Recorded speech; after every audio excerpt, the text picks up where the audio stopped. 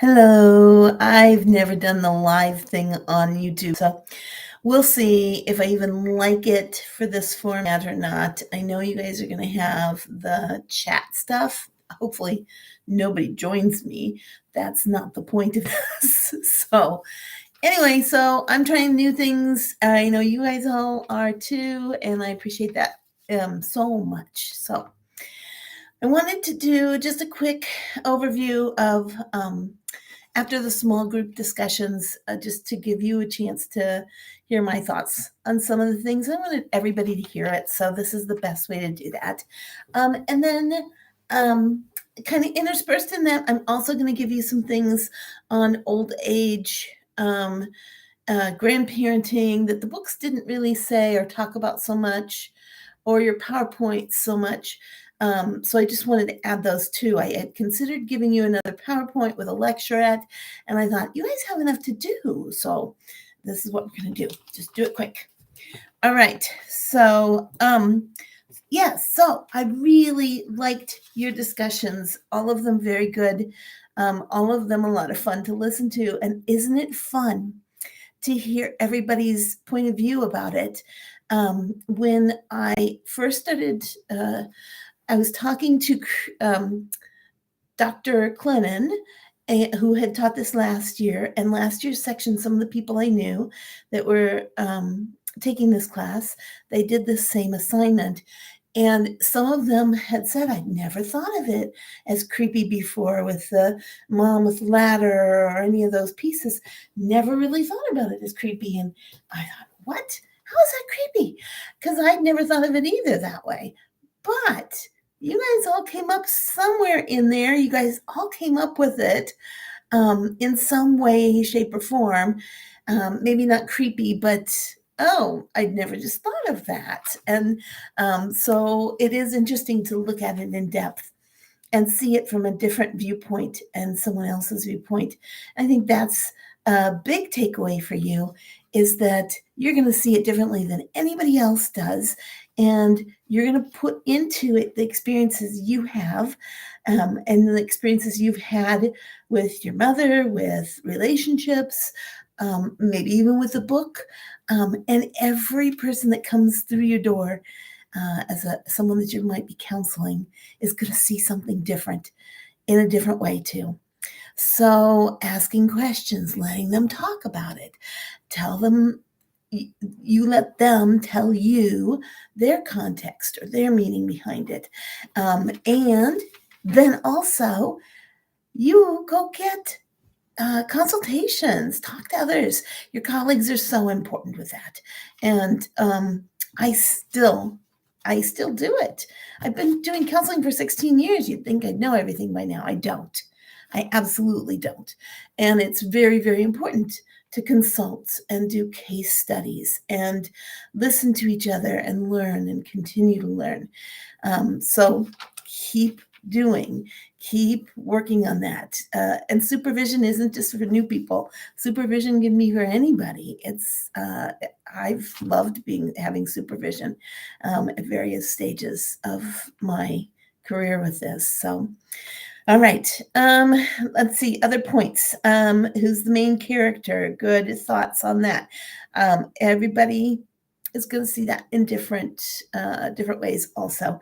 I liked the one group that talked about sometimes we just overthink everything. Do we have to overanalyze everything? Yeah, I think we do that. I think as counselors, we overanalyze so many things, and you're going to have to learn to turn that off sometimes. It's okay not to analyze everything. Yeah,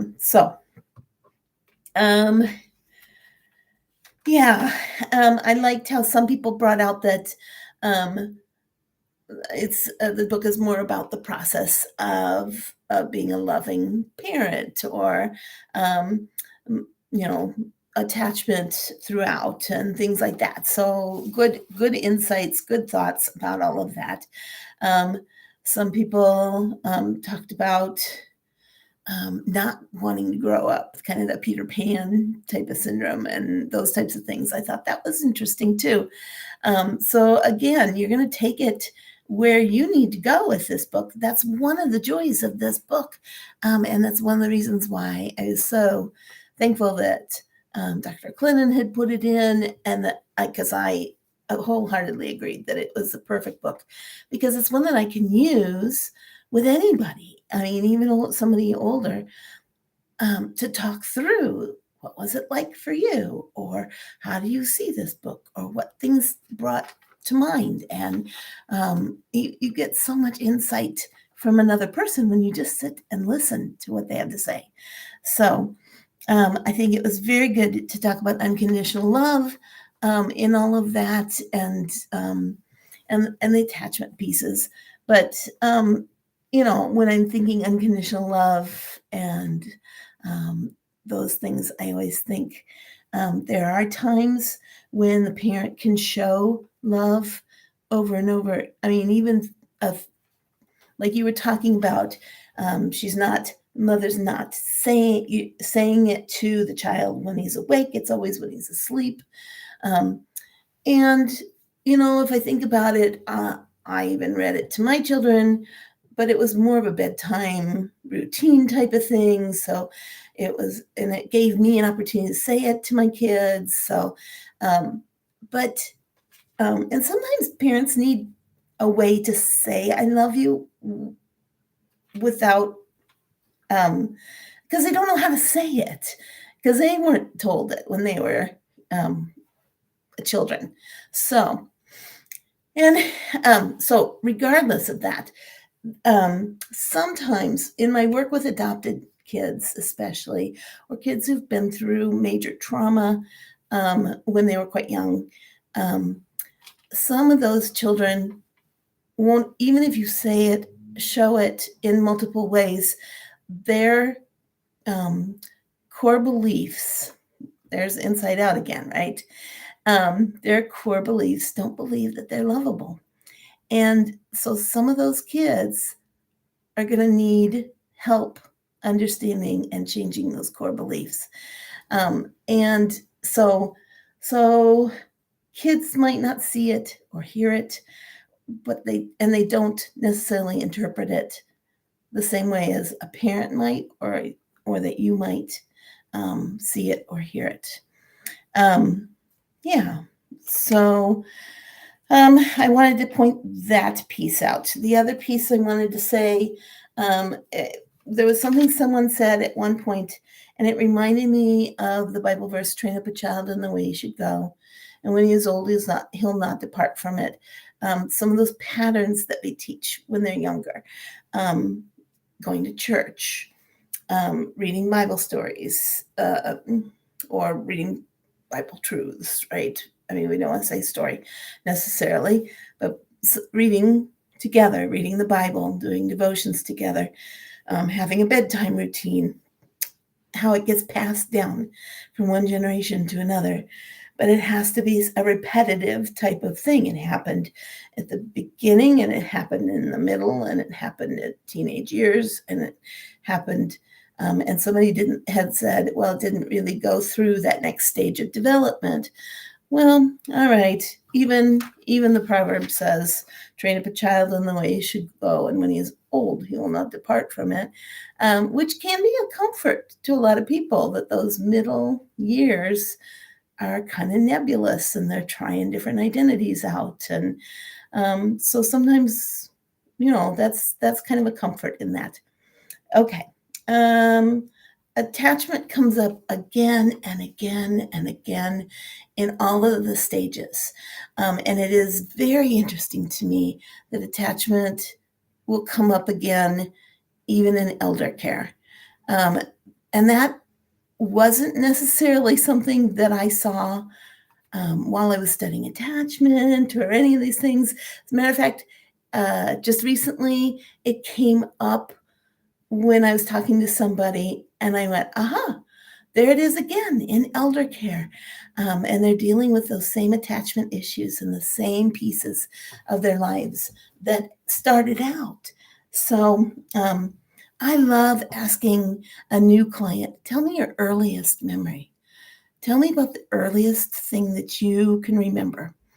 And often that becomes a theme or something that was important in their lives that kind of got carried over, kind of that core belief, right? Yeah. So, um, yeah. And I think that's an important piece, though, for you guys to understand is that that attachment comes back around and it comes back around.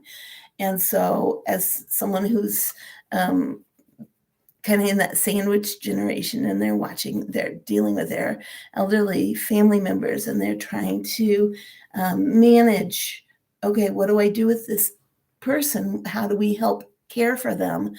That attachment stuff comes right back up again.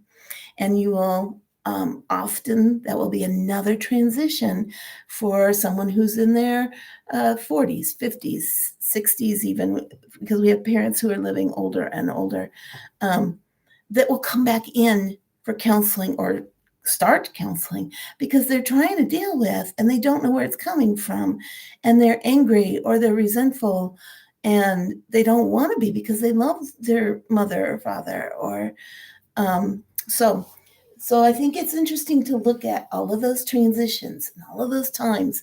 How do we help them through that? And some of the threads that go all the way through, one of which is attachment, right? Another one very much is early childhood trauma, all the way through a thread that goes through the lifespan, which I think is really important for you guys to remember. So, what else? Oh, the book does not, it's interesting because the book talks about remote grandparents, and that kind of was a trigger for me. And I said, wait a minute, I was a remote grandparent when I lived in Hong Kong for 3 years. And it kind of, I don't know, it was kind of like, what are you talking about? Because I had to be, I was remote. I think the remote part of that gives me an opportunity to create a relationship with my grandchildren. So I think that there's a benefit to all the new things that have come out, new ways of communicating, new ways of connecting that we need to be taking advantage of and thinking about. Remote grandparents don't have to be aloof and uninvolved. There are some that are aloof and uninvolved, absolutely. But there are other remote grandparents who are very much involved and wanting to stay connected and using technology in a way that helps them with that. So, wanted to mention that piece. What else?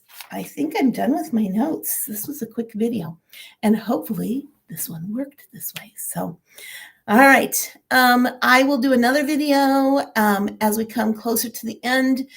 The next couple weeks are pretty easy and self-explanatory throughout.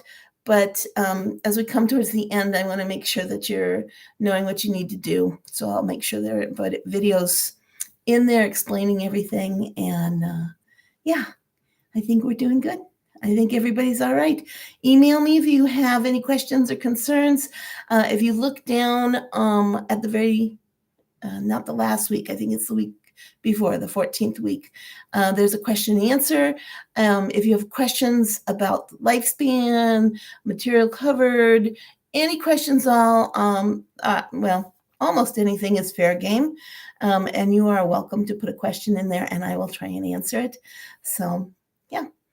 All right. I won't be checking it though until that week, just so you know, because you can put the question down in there, but you're probably not going to get an answer until that week of the question and answer stuff. So, okay.